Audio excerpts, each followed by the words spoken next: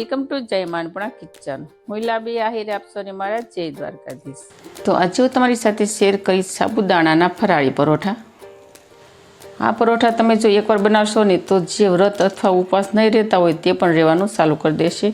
તો તમે જો આ રીતે ફરાળી પરોઠા બનાવી અને ફરાળમાં લેશો ને તો તમારા શરીરમાં આખો દિવસ એનર્જી બની રહેશે અને તમને ભૂખ પણ નહીં લાગે અને થાક પણ નહીં લાગે. અને ફરાળી પરોઠા એટલા ટેસ્ટી બનશે ને કે તમે ખાતા નહીં ધરાવ. અને આ પરોઠા એકદમ હેલ્ધી અને પૌષ્ટિક બની અને તૈયાર થશે. તો ચાલો આપણે જોઈ લઈશું કે વ્રત સ્પેશિયલ સાબુદાણાના પરોઠા કેવી રીતે બનાવી અને તૈયાર કરવા તેની રીત. તો પરોઠા બનાવવા માટે અહીંયા મેં 1 વાટકી લીધા છે સાબુદાણા. મેજરમેન્ટમાં મેં અત્યારે 1 વાટકી રાખ્યું છે. તમે તમારા પ્રમાણે ક્વોન્ટિટીમાં પ્લસ કે માઇનસ કરી શકો છો. તો 1 વાટકી સાબુદાણાની સામે આપણે લઈ લઈશું 1 નાની વાટકી કાચી સિંગ. તમે કાચી સિંગની જગ્યાએ ખારી સિંગ પણ લઈ શકો છો, પણ કાચી સિંગનો ટેસ્ટ વધારે સારો આવે છે. તો હવે આપણે આગળની પ્રોસેસ કરીશું. તો તેના માટે જઈશું ગેસ તરફ. તો ગેસ ઓન કરી દઈશું અને ગેસ પર આપણે પેન રાખી દઈશું અને પેનની અંદર આપણે શેકી લઈશું સાબુદાણા. તો સાબુદાણાને આપણે થોડા રોસ્ટ થાય મતલબ થોડા ક્રિસ્પી થઈ જાય ને ત્યાં સુધી આપણે તેને રોસ્ટ કરવાના છે.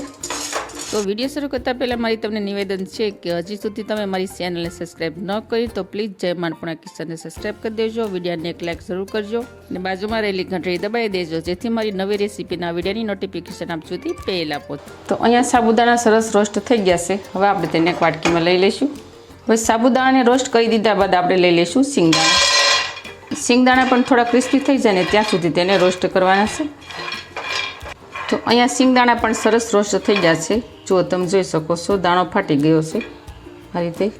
હવે આપણે સિંગદાણાને પણ 1 વાટકીમાં લઈ લઈશું. હવે આપણે લઈ લઈશું નાનો મિક્સર જાર. તેમાં આપણે રોસ્ટ કરેલા સાબુદાણા એડ કરી દઈશું. તો હવે આ સાબુદાણાનો આપણે એકદમ સરસ રફલી સોફ્ટ પાવડર બનાવી અને તૈયાર કરવાનો છે. તો જો આપણે આ રીતનો એકદમ રફલી સોફ્ટ પાવડર બનાવવાનો છે, મતલબ ઝીણો પાવડર બનાવવાનો છે. આખા સાબુદાણા ન રહી જાય તેનું ખાસ ધ્યાન રાખવાનું. હવે આ સાબુદાણાના પાવડરને આપણે કાચના બાઉલમાં એડ કરી દઈશું અને એ જ મિક્સર જારમાં આપણે લઈ લઈશું સિંગદાણા. તો સિંગદાણાને પણ આપણે સરસ રીતે ગ્રાઇન્ડ કરી લઈશું. તો સિંગદાણાનો પણ આપણે સરસ પાવડર બનાવી નાખ્યો છે. હવે આ સિંગના ભૂકાને પણ આપણે કાચના બાઉલમાં એડ કરી દઈશું. તો હવે આપણે લઈ લઈશું 2 નંગ બાફેલા બટેકા. બટેકા મેં મીડિયમ સાઇઝના લીધા છે. તો ગઠ્ઠા ન રહે તે માટે આપણે બટેકાને આદુ ખમણવાની ખમણીથી આપણે ખમણી લઈશું. સીણ જેવું ખમણવાનું છે.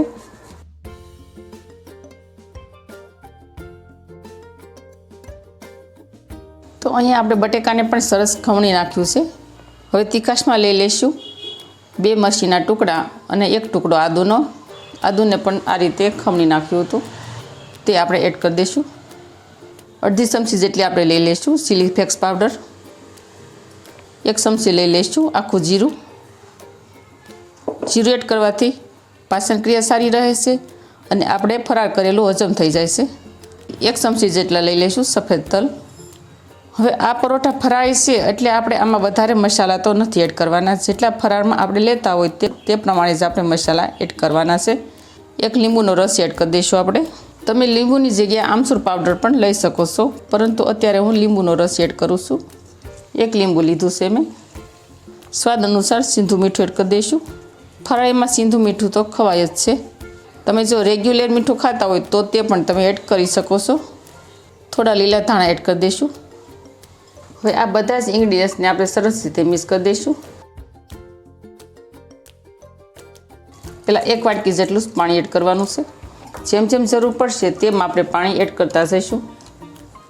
અને આ ફરાળની રેસીપીના બેટરનું આપણે કેવી કન્સિસ્ટન્સી રાખવાની છે તે હું તમને આગળ બતાવીશ.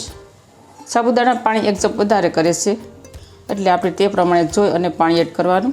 તમે જો હળદર પાવડર ફરાળમાં લેતા હોય તો તમે હળદર પાવડર પણ એડ કરી શકો છો. અત્યારે મેં હળદર પાવડર એડ નથી કર્યો કારણ કે કોઈ હળદર પાવડર ખાતા હોય કે કોઈ ફરાળમાં ન પણ લેતા હોય. તમે હળદર પાવડર ફરાળમાં લો છો કે નહીં તે મને કમેન્ટ કરી અને જરૂર કહેજો. તમે જો હળદર પાવડર ફરાળમાં લેતા હોય તો મને આગળ ફરાળી રેસીપીમાં હળદર એડ કરવાની ખબર પડે. આ રીતે આપણે સરસ રીતે મિક્સ કરી દઈશું. તો આ રીતનું બેટર તૈયાર થઈ જાય એટલે આપણે આને 5 મિનિટ સુધી રેસ્ટ આપી દઈશું જેથી બેટર સરસ સેટ થઈ જાય. તો 5 મિનિટ બાદ આપણે ઢાંકણ ખોલી અને જોઈ લઈશું. જુઓ પાણી સરસ એકઝપ થઈ ગયું છે. તો મેં તમને આગળ કીધું એમ કે સાબુદાણા વધારે પાણી એકઝપ કરે છે જો આપણું બેટર આ રીતનું કટ થઈ ગયું છે ને હજુ બેટર થોડું ડ્રાય લાગે છે, તેથી હજુ થોડું આપણે પાણી એડ કરી દઈએ. આ પરોઠામાં આપણે વધારે બેટર ડ્રાય નથી રાખવાનું. હેન્ડ મિક્સરથી મિક્સ કરી દઈશું એટલે સરસ રીતે બેટર મિક્સ થઈ જાય. તો જો આપણે પરોઠા માટે આ રીતનું બેટર તૈયાર કરવાનું છે. હું તમને ચમચી વડે બતાવું. જુઓ, તમે જોઈ શકો છો આ રીતનું આપણે બેટર તૈયાર કરવાનું છે અને બેટરની થિકનેસ પણ આપણે આ રીતે રાખીશું. તો આપણે આગળની પ્રોસેસ કરીશું. તેના માટે જઈશું ગેસ તરફ. તો પરોઠા માટે આપણે આ રીતની કોઈ પણ નોનસ્ટિકની પેન લઈ લઈશું. તો આ પરોઠા આપણે સાબુદાણાના બનાવ્યા છે, તેથી આમાં આપણે નોનસ્ટિકની પેન ચાલશે. સાદો તવો નહીં ચાલે, તેનું ખાસ ધ્યાન રાખવાનું. પેનની અંદર આપણે અડધી ચમચી જેટલું તેલ એડ કરી દઈશું અને બ્રશ વડે આખા પેનમાં ફેલાવી લઈશું. પેનની અંદર આપણે બેટર એડ કરી દઈશું.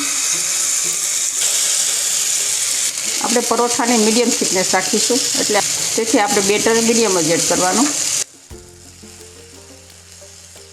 ઉપરથી પણ આપણે અડધી ચમચી જેટલું તેલ એડ કરી દઈશું. તો જો આ રીતે ઉપરથી સુખા જેવું લાગવા મળે એટલે આપણે આ રીતે તેને કિનારેથી પરોઠાને અલગ પાડી દઈશું, જેથી ઇઝીલી રીતે પલટી જાય. હવે આ પરોઠાને આપણે હળવા હાથે પલટાવી લઈશું. જુઓ કેટલો સરસ પરોઠાનો કલર આવ્યો છે. જોતાં જ ફરાર કરવાનું મન થઈ જાય તેવો બન્યો છે ને. તો હવે આપણે બીજી સાઈડ પણ આ રીતે સેમ પ્રોસેસથી કૂક થવા માટે રાખી દઈશું. તો ફ્રેન્ડ, તમને આજની ફરાળી રેસીપી કેવી લાગી તે મને કમેન્ટ કરી અને જરૂર કહેજો. અને તમે કયા શહેરમાંથી મારો વિડીયો જોઈ રહ્યા છો તે પણ મને કમેન્ટ કરી જરૂર કહેજો. તો જો અહીંયા આપણું પરોઠું બે સાઈડ સરસ કૂક થઈ ગયું છે. હવે આપણે ડાયરેક્ટલી પ્લેટમાં લઈ લઈશું. જો કેટલો સરસ કલર આવ્યો છે અને સરસ પરોઠું બન્યું છે ને. તો અહીંયા આપણા પરફેક્ટલી મસ્ત મજાના સાબુદાણાના પરોઠા બની અને થઈ જશે તૈયાર. બહુ સરસ ટેસ્ટી લાગે છે અને આ પરોઠા ફરાળમાં લેવાની પણ ખૂબ મજા પડશે. અને બીજું કે સાબુદાણામાં ભરપૂર માત્રામાં કેલ્શિયમ રહેલું હોય છે, જેથી આપણા શરીરમાં શક્તિ રહે છે અને થાક નથી લાગવા દેતું. અને સિંગમાં પણ પ્રોટીન રહેલું હોય છે. તો આ ફરાળી પરોઠાને તમે ગ્રીન ચટણી સાથે, સોસ સાથે, દહીં સાથે, મસાલા દહીં સાથે, કંઈ પણની સાથે ખાઈ શકો છો. બહુ સરસ ટેસ્ટી લાગે છે.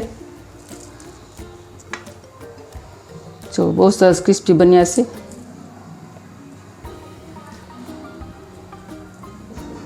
તો મારી આવી જ નવી રેસીપી શીખવા માટે જય માનપૂર્ણા કિચનને સબસ્ક્રાઈબ કરી દેજો. વિડીયોને એક લાઈક જરૂર કરજો અને ફ્રેન્ડ અને ફેમિલીમાં વધુને વધુ શેર કરજો. આવજો, ફરી મળીશું આવી જ નવી રેસીપીઓ સાથે. ત્યાં સુધી થેન્ક યુ. જય દ્વારકાધીશ, જય સિયારામ, ધન્યવાદ.